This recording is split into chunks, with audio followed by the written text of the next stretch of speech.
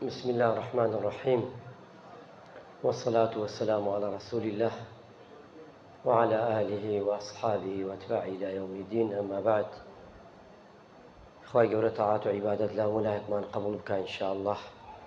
گەیشتینە حەدیثی نۆهەم لە پێشبڕکەی مانگی ڕەمەزانی پیرۆز إن شاء الله تعالى لە پەنجا فەرموودەی خۆشەویست صلى الله عليه وسلم. ئەم فەرموودە باس لە ڕەوش جوانەکانی ئیسلامەکە. أبي هريرة يقريته فرمي عن أبي هريرة رضي الله عنه قال رسول الله صلى الله عليه وسلم: من أقال مسلما أقال الله عذرته يوم القيامة. أما طبعا تقريبا سير رواية هاتوا حدثك أخوي، أما دور رواية دراوة الدميك أمين ابن ماجه كشتين خندوا: من قال مسلما أقال الله عذرته، أوين أبو داود. أقابتني وبلا إمام أحمد: من قال عذرة أقال الله يوم القيامة.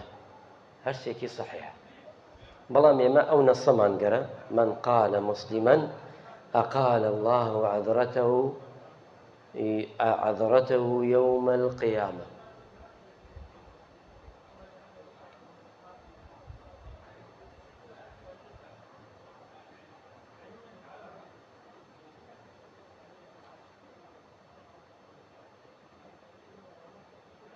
لەسەر خۆتان برا، لەسەر خۆتان ئێمە قسەکەین.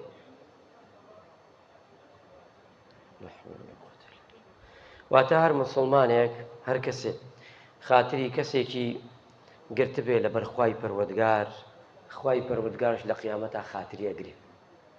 یعنی هەر مسلمانێک ئیماندارێ، تۆ من هەمومان کەچی ئێمە خاتری ئیبراهیم مسلمانی خۆمان بگرین، خوای پەروەردگار لە ڕۆژی قیامەتا خاترت دەگرێ.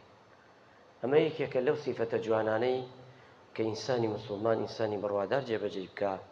ئەچینە فەرمایشتی دەهەم: نێزگی بەهەشت و دۆزەخ. ئایا بەهەشت و لەگەڵ دۆزەخا چەندێ لە ئێمە نێزگە؟ ابن مسعود